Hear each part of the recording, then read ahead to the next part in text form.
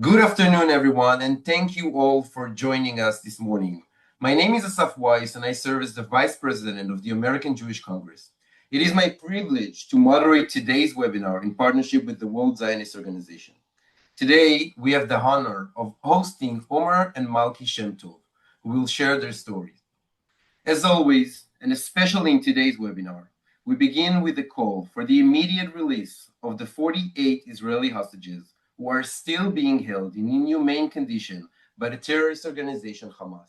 Their suffering is a moral stain on humanity, and we will not rest until they are all brought home. Yesterday, we received a small ray of hope when President Trump presented his 21-point plan to end the war in Gaza. And Prime Minister Netanyahu confirmed that Israel accepts the plan. The most important element of this plan is the immediate release of all Israeli hostages. And we all hope that the plan will indeed be implemented and that we will soon see them reunited with us. We will have time for your question at the end of the session. You can submit them in the chat box that is presented below the screen. You can write them and please submit them at any time. Before we begin, I encourage you all to follow us on social media and to sign up for our mailing list. Links are in the email that you receive. Now, before we have the honor of hearing Omer and Malki share their story, we'll begin with the opening remarks from the President of the American Jewish Congress and the President of the World Zionist Organization. It is my pleasure to introduce Daniel Rosen, the President of the American Jewish Congress. Daniel has led our organization through complex challenges and extended our global engagement. He is a leading voice for Israel and the Jewish people, both in Washington and around the world. Dan, thank you for joining us. Thank you, Asaf, and Tova, thank you for joining us in these critically important webinars. And hello to everyone and welcome. We're grateful to all of you for joining today. These webinars are part of our effort to keep the public informed about the critical issues facing the Jewish community, Israel, and the world, and to give direct access to the leading voices at this historic time. We're especially honored today to host Omer Shem Tov, who was held hostage in Gaza and has now returned home, and his father Malki. Omer's release was a moment of profound relief and hope for all of us, and we are grateful that he and his family are with us today. The hostages are the most urgent and important issue we face right now. Just yesterday, we all watched with hope with the joint press conference of President Trump and Prime Minister Netanyahu. And we are all full of hope that President Trump's important plan for the release of the hostages and the end of the war will be carried out swiftly. Since October 7th, the American Jewish Congress has worked tirelessly, mobilizing every resource and connection that we have in Washington, in Jerusalem, and around the world to keep the hostages front and center and to push for their release. We were all deeply moved by Omer's return, and we will not stop until every family can experience that same moment. Thank you again for joining us. Hi, how are you, Daniel? How are you, Asaf, Tova? Just a second, Omer, just a second. We'll introduce Tova, and then I'm going to introduce you. And we're very anxious to hear your story. And as I said, we are also joined today. Thank you, Dan, first of all, for your opening remark. We're also joined today by Tova Dorfman, the President of the World Zionist Organization. Tova is a tireless advocate for the Jewish education and identity, leading efforts to strengthen Jewish lives worldwide. Tova, thank you for joining us. Thank you. Thanks, Asaf. Thanks, Dan. Here in Israel, we're holding our breath, waiting anxiously, praying, and at the same time taking to the streets for the release of the hostages. Just last night, President Trump announced an agreement that could lead to the release of the 48 remaining hostages, 20 of whom are known to be alive. From the very beginning, the World Zionist Organization and the Hostage and Missing Family Forum forged a partnership supporting missions throughout the world to raise awareness and caring for the needs of families in their impossible circumstances. Created on October 8th by Malki and Shem Tov, they created the organization that carried a single mission to bring Omer and all of the hostages home. Today, we stand together in the hope that this painful saga in Jewish history will come to an end now. Omer, your testimony and your willingness to speak out, to share your personal experience, and to tell the world what really happened is invaluable. It ensures that we remember that the truth is not erased and that we do everything in our power to guarantee such horrors never happen again. So thank you for being here, and I'm going to move it on to Omer and Malki. So thank you, Tova. Now, as Tova said, it is my privilege to introduce Omer Shem Tov and his father Malki. Omer Shem Tov, 22 years old, was brutally taken hostage from the Nova Festival on October 7th by Hamas and survived for 505 days in captivity. For 450 of these days, he was held alone in the suffocating underground tunnels of Gaza. His parents, Shelley and Malki Shem Tov, embarked upon the mission of their life, tirelessly fighting for Omer's release and founding the Hostages and Missing Families Forum just 24 hours after Omer was kidnapped into Gaza. For almost 18 months, Shelley and Malki advocated, lobbied, campaigned, marched, protested, and prayed, leaving no stone unturned in their effort to bring their son home.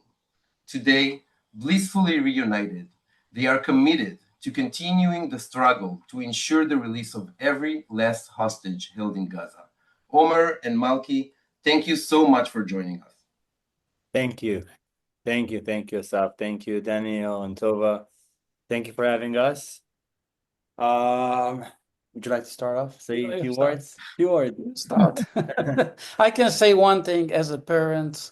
After 505 days, it was of course the happiest moment in of our life.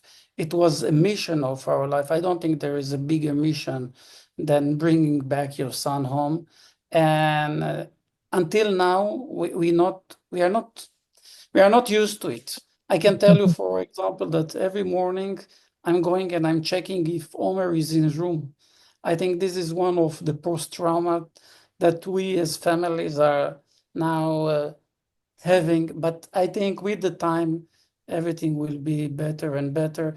And I think also the big relief will be after all hostages will be back home. Then I think we slowly we can start to build our life again. Until now, we are not working. We are just very busy and struggling and helping the other families.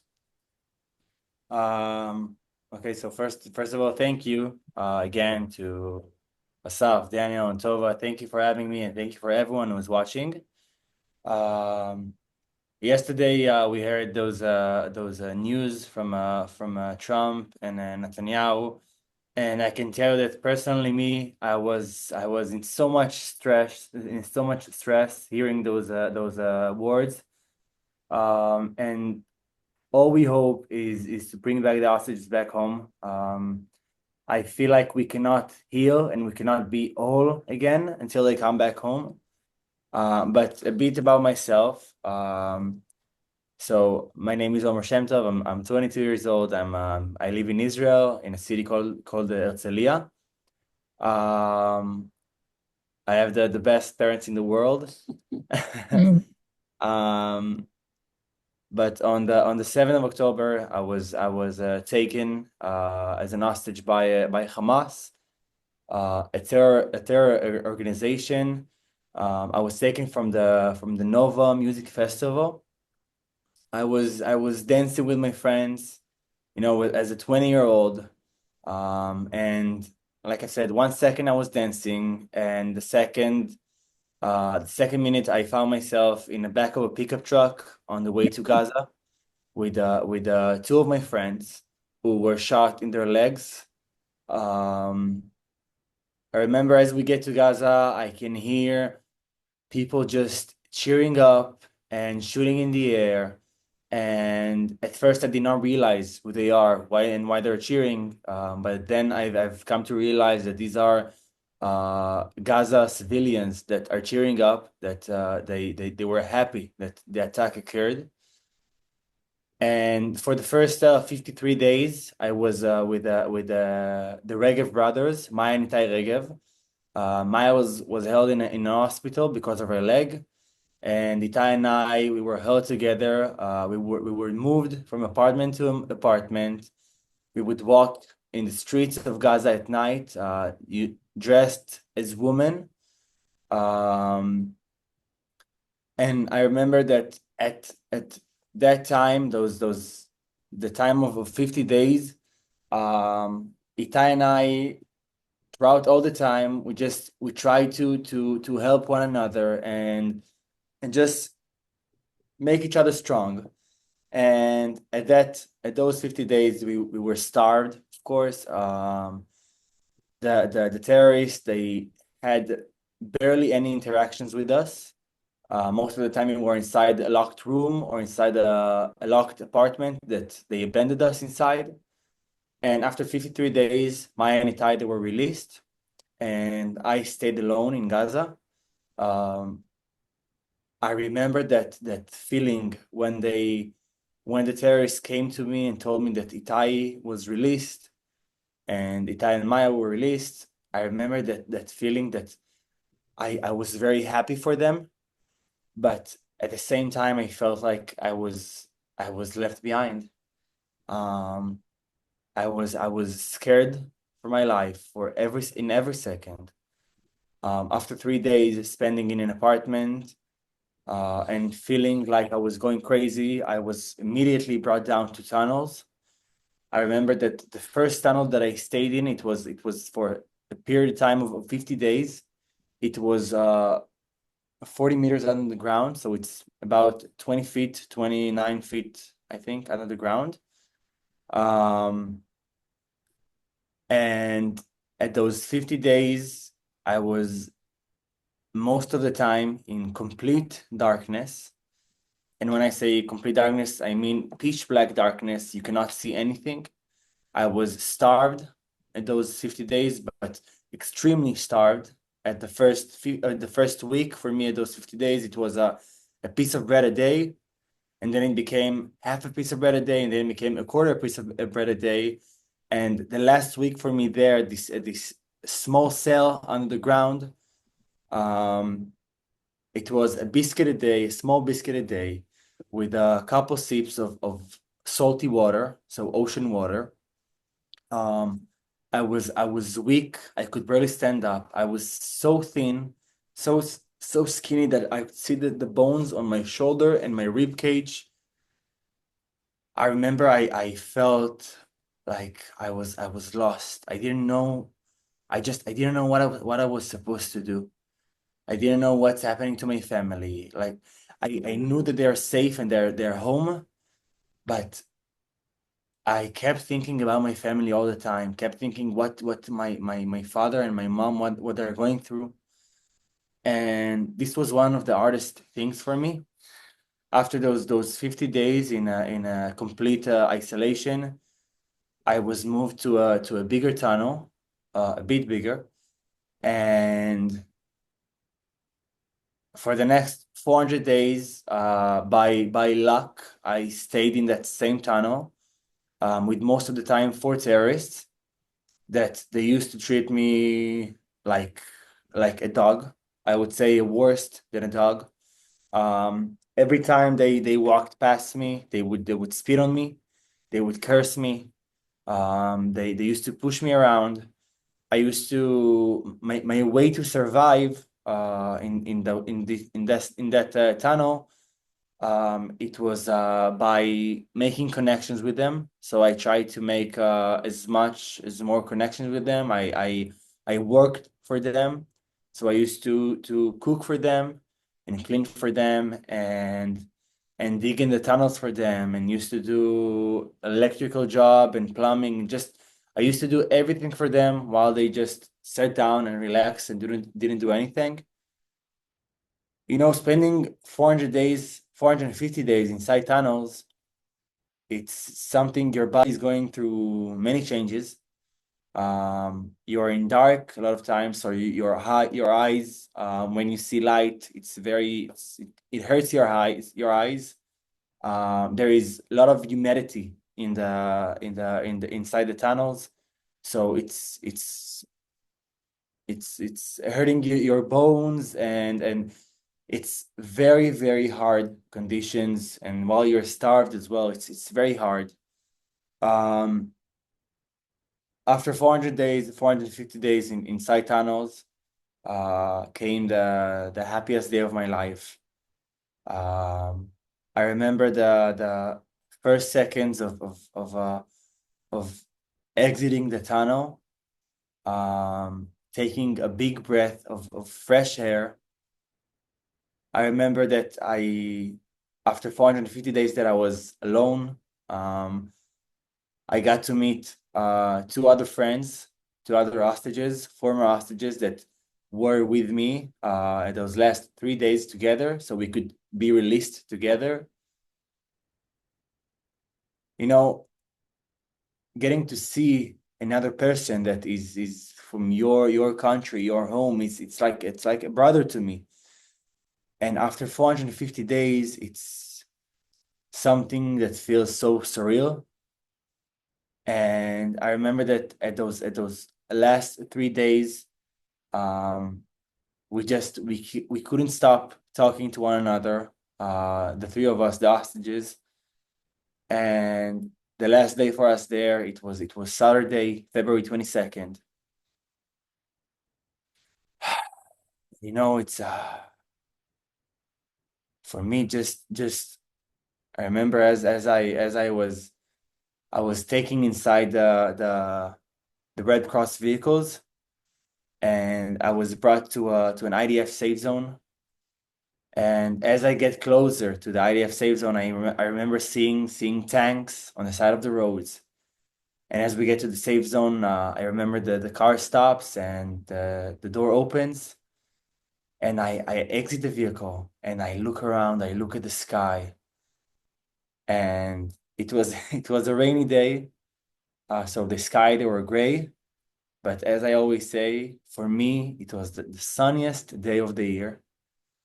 And I remember looking at all the soldiers who are just nodding their heads to me, like giving me this sign of respect.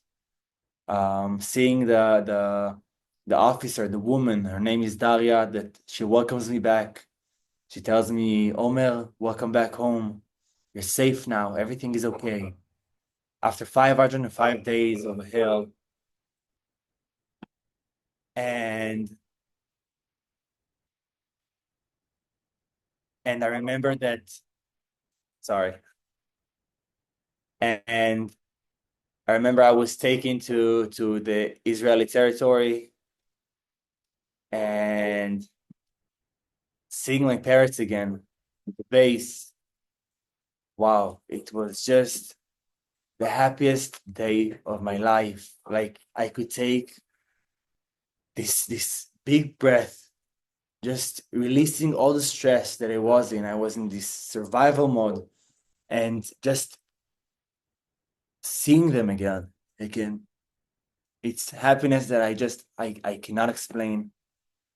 And you know, today there are still 48 hostages remaining in Gaza who they go through hell. I can really tell you, they go through hell, and every day that goes by, it gets worse and worse and worse. And you know, for us, it's our duty to bring them out. I was lucky enough to be released. I have those feeling of guilt.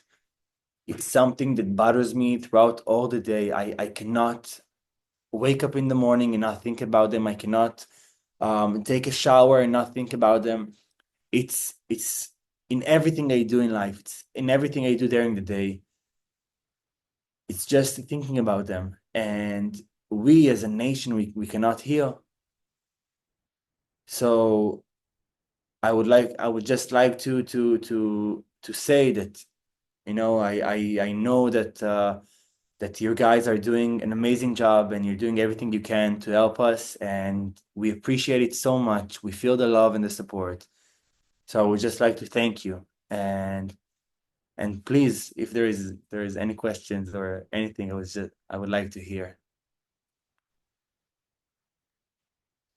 Thank you, Omer. I think all of us need a few seconds to catch our breath after hearing you speak. You know, you're trying to summarize 505 days in hell in a couple of minutes. I don't think it's very hard to comprehend your experience and everything you went through.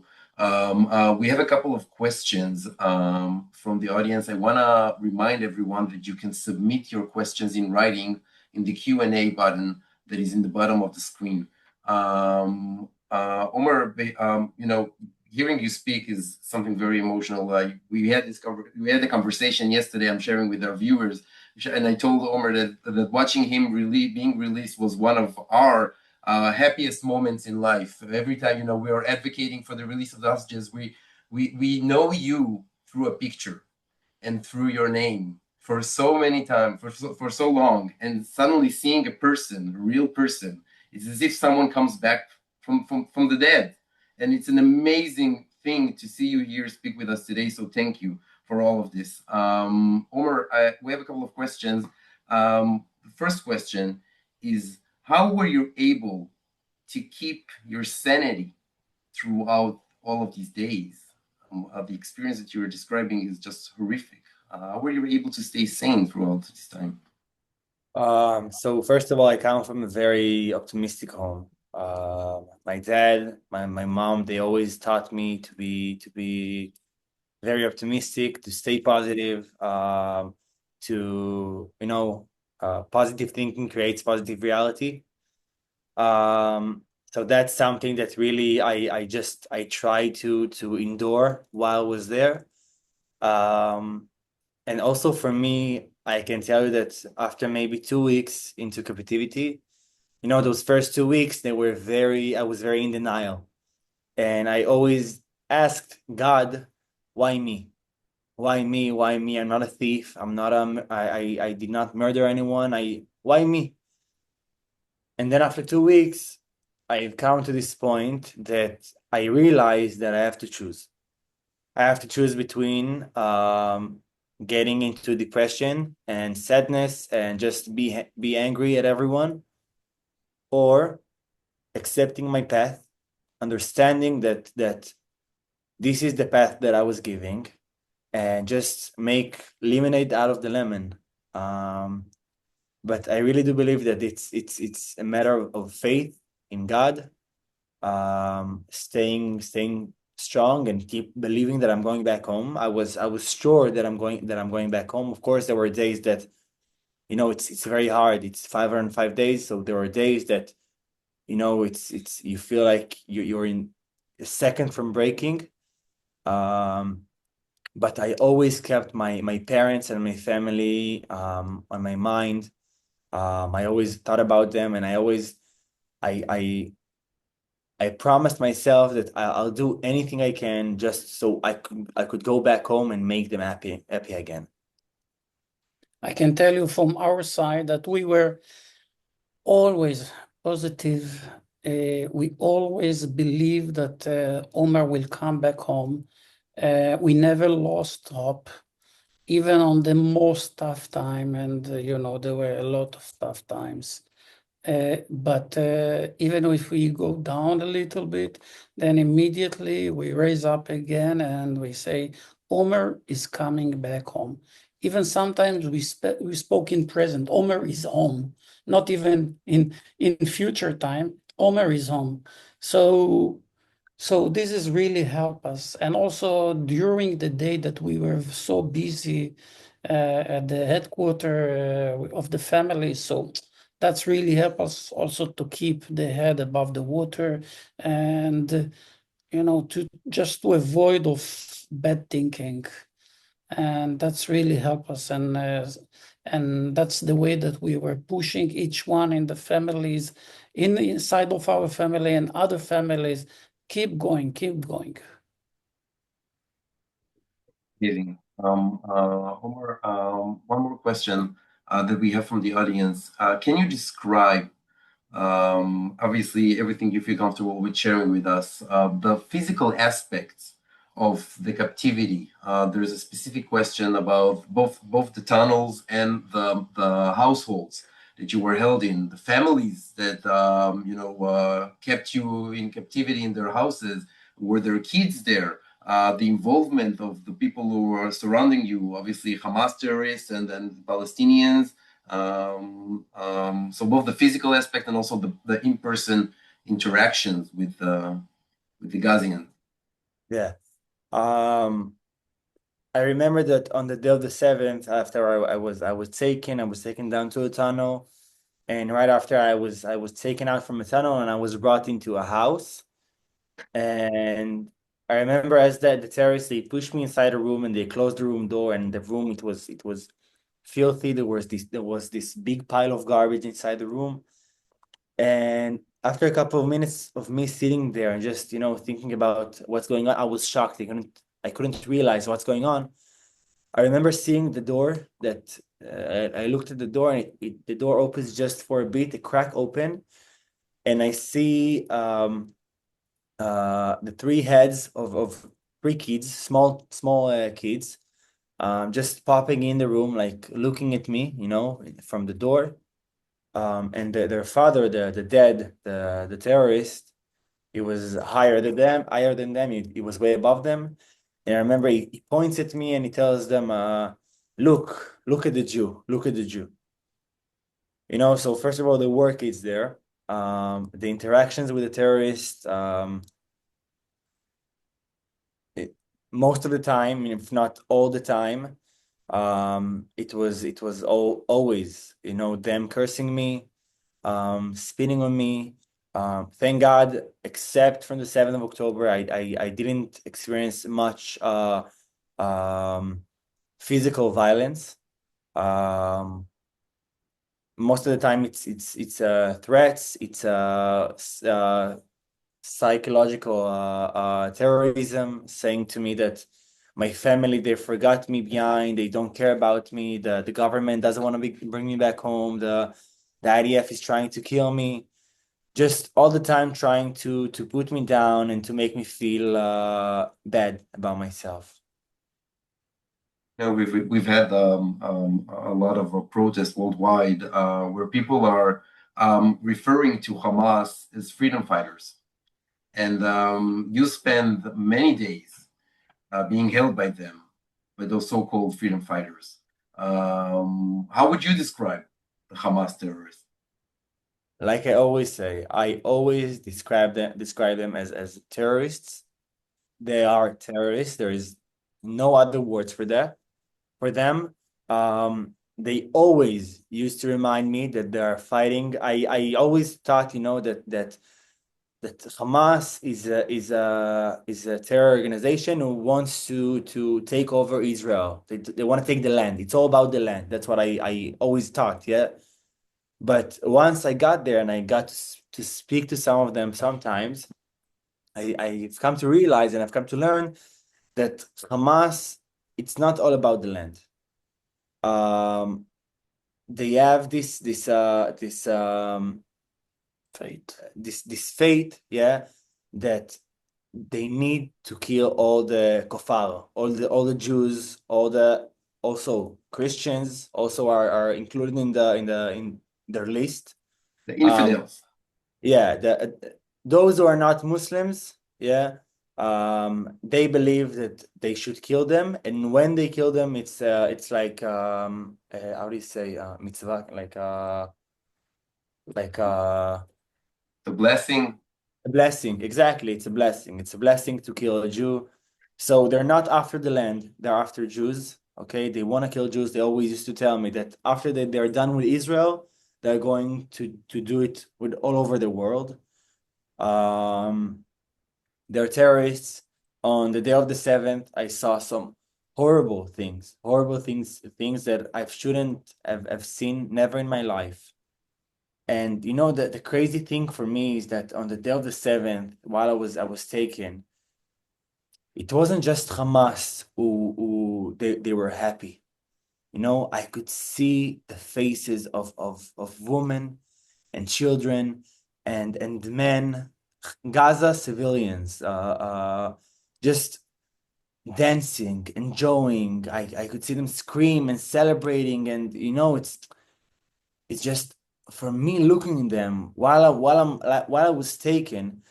I remember I was shocked to see their joy in their faces, to see how happy they were, to know that Jews were murdered, that women were raped, kids were slaughtered. They were so happy, and I was just shocked. I couldn't believe it. Terrifying. We have some more questions. We have actually a repeating question that asks, how were you able to keep track of the days and the time while you were in complete darkness during the tunnel? It's a very good question. At the first 100 and something days, I counted days. So I used to wake up and say today is day, for example, Wednesday, date, this and this. After 100 and something days, I lost track of time completely. I couldn't understand if it's day or night because I was isolated in darkness. But after 5 months, approximately, I learned Arabic fluently, and I learned by hearing them. And I did not tell them that I understand Arabic. They didn't know that I know Arabic. So sometimes I could hear them talk about the date and the day, and so this is the way I try to keep track of time. So every time I would hear a date, I would start counting days again. By the way, I want to share with you that we have a lot of not necessarily questions, but a lot of comments from people who are saying that they prayed for you for your safety throughout the years, and they're so happy to see you to get together with your dad in the same picture. So just so you know, I don't know if you're seeing the questions that are written, but No. people are sharing like tons of love for you and your dad. Thank you. So Thank you thank for the you love and the for everything. support. Malki, if you can share with us a little bit about the hostages, the family hostages forum, and the struggle and the work that you're doing here in Israel, and that is continuing on. We still have 48 hostages who are being held in Hamas, and it's 725 days already that they are being held in captivity. It's unimaginable. We're hearing Omer's story, and they're already there for more than 200 days more. So, Well, I can tell you that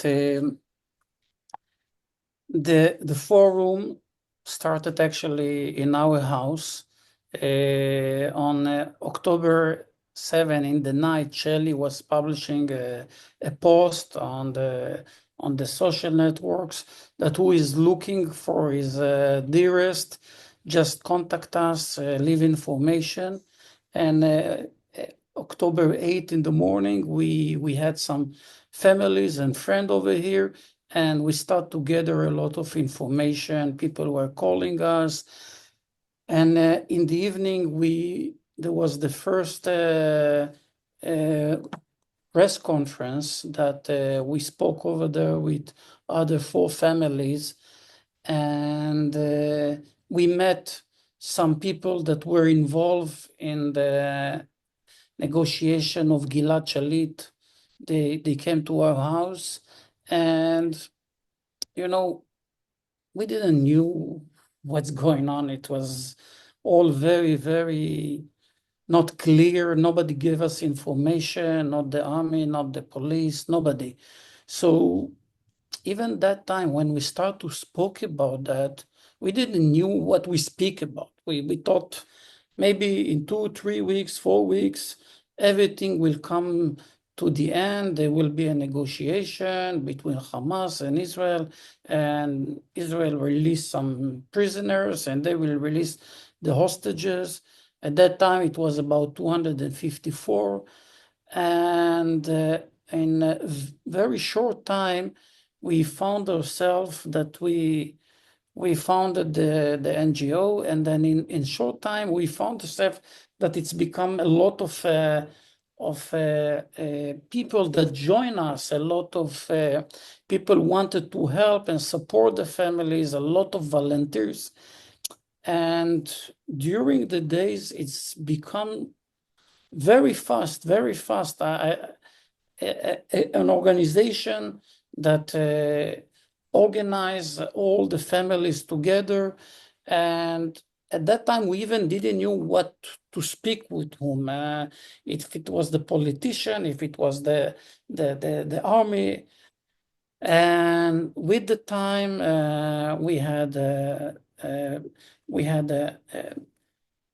publicity company agency that they work with us, strategic, and funds, and it's become very, very very well organized forum. And I can tell you that, when the Hamas took the hostages, they didn't ask them where you come from, if you're from the kibbutz or from the moshav or from the city or the nova. They just took everybody, even some Muslim, and for us, the forum was actually the old cross society of Israel. And to put all the families together, it was at the beginning, it was something that immediately unite us. But with the time, it become a big problem. People see the way in different way. Not everybody agree with the way that we were struggling. And it was a huge challenge just to keep the hostages forum together. And I think that was the biggest mission, to unite all the families. Even you have different thoughts, even if you have different ideas, of course you are free to do whatever you want, but still to keep the house that gather everybody, that support everybody, and help the families in the hard times. And I think this is one of the success of the forum. And I think also one of the success that the forum did, it was that the story of the hostages was always on first priority. It will never, even if people say that it's become normal and we get used to it, but we try and we did keep it all the time on the first priority, either by the rallies that we do every week, either by all the press and the media that were supporting us, either by all the delegation that meet all the leaders in the world. So I think that was the best thing that is forum that we success. But in the end, we were not involved in the negotiation, and we couldn't take any decision about that. So that was, let's say, the most frustrating time for us, that we couldn't actually really, really influence on the leaders or on the decision makers. But at least we keep all the families together, we support the families together, and we keep the story on top priority. As someone who's struggled so hard and was successful eventually in bringing his son back home, what do you tell today to the families who are still waiting for the loved ones' returns? How do you support them in this endeavor? Well, it's a good question. I will tell you that the families of the release are trying to help and influence, especially by the media. But the families that left together, the 48 families, they are already very united, and they just get some help from us from outside, like Omer said, that he is doing all the advocacy, and me personally trying to help and bringing more and more funds for the forum, because this place really need all the time all the donators. We do a lot of activities that need the funds. So that's basically what we do now. Are you optimistic about the news we received yesterday with Trump's initiative? As I told you, Asaf, we are optimistic. We always see the bright side. I think this time it's the closest time that ever happened. I think Trump did something very clever, that he took all the Arab leaders and put them together and put them part of the responsibility of the ceasefire. So I think that now everybody are involved. everybody are involved. And Netanyahu was agreed for the terms. So I really hope that the Arab leaders will help the Hamas to take the decision. Wishing Hamas will accept the deal, and we'll see all of our hostages back home soon. We have a very short time for two last questions. One is for Omer, and the other one is for both of you. Omer, there's a question about a very interesting question, I must say, that people are very sure of, that you're getting. Guessing that you're getting a lot of love from Jews and non-Jews worldwide. But are you also being targeted of hate or things that are going on online against you ever since you returned? And the second question is for both of you.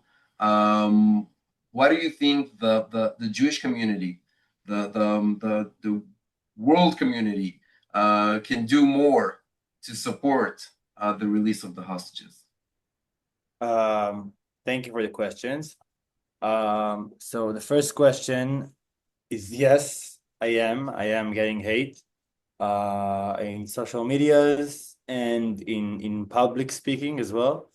Like I've said, I'm doing a lot of advocacy. So I'm flying around the US mostly, speaking in public events.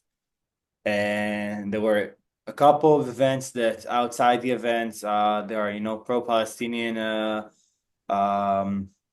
rallies and mobs were trying to interrupt the event. I wish I could explain to them more about what I personally experienced, because I think this is something that will change their way of thinking. For example, there's a lot of people right now who think about starvation in Gaza. In the media, they're talking about it a lot, about the starvation in Gaza. So while I was there, there was at the time of 450 days in tunnels. Like I said, I worked for the terrorists. And I can tell that at the time that I was there, I think I carried more than 1,000 of boxes of UN aid, of food of UN aid, and not only UN aid, also from Arab countries and from Indonesia and whatever it is, all the food aid I saw Israeli food as well.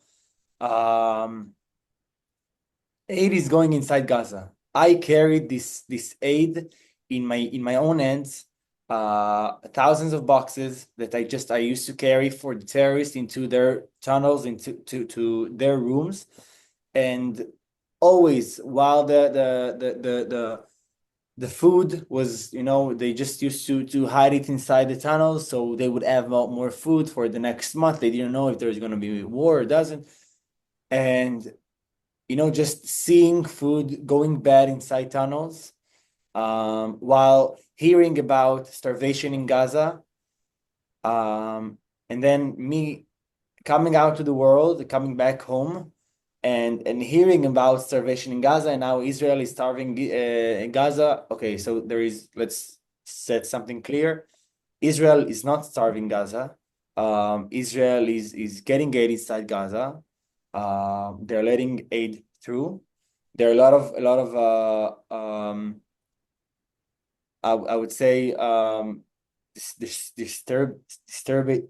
How do you say it? I thought Disturbance. disturbance.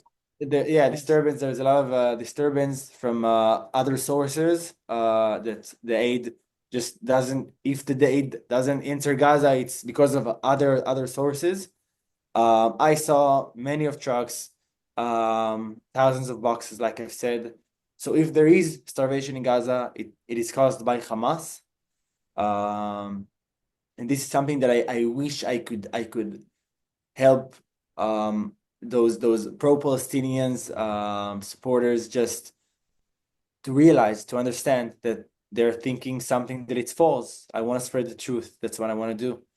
And for the next question, for the second question, for me, if you ask me, while I was there, I can tell that at the most dark place that I was there, I could feel prayers, and I could feel people sending me energy and light. So if I could ask, any hostage supporter and those who wants to get the hostages back home, is if you can advocate, please advocate. Yeah, in social medias, in real life. But also, please pray for them, daven for them. Choose one or two hostages. Learn about them. Really get to know them. What they like, what they don't like. What's their who is their family, whatever it is about them. Just learn about them. Try to feel like they are your brother or your son or your sister, because there is another female hostage who is still there. And just really daven for them, really pray for them, send them energy, light candles for them, whatever it is, because like I've said, you can feel it while you're there, and it's an amazing feeling. Amazing words. Thank you, Omer. I think that we had the conversation yesterday. I think that there is an erosion of the urgency feeling about the conditions that the hostages are being held and the life-threatening situation that are going on. This is going on now, this minute. 48 hostages are being held in tunnels, in life-threatening situations, being starved, being humiliated, being tortured. This is happening while we're speaking now, and the urgency doesn't stop when we stop the webinar, when we finish talking about this. It continues on every minute and every minute. So thank you, Omer, and thank you, Malki, for sharing your stories and your words with us today. We really appreciate it. And obviously, we support the struggle, and we're with you, and we give you a big hug. And as they say in the protest, you're not alone. We're here with you. So thank you so much. I'd like to thank also to our audience who joined us today. This is a very important webinar. We encourage you to be active in this fight and struggle, whatever you can, to, as Omer said, to support the struggle of the release of the hostages. Sharing a post even can sometimes create an impact. So everything you can, we encourage you to continue on doing. The American Jewish Congress is committed, as I said throughout the webinar, is committed to the struggle to bring all the hostages back home. And we'll continue on our work until we're going to see all 48 hostages back in Israel with their families, with their loved one. Thank you, everyone. This recording is going to be published on our social media, so we encourage you, as I said in the beginning, to follow us. And I'm wishing everyone a safe and meaningful week. Thank you. And thank you very much for joining us. Thank you.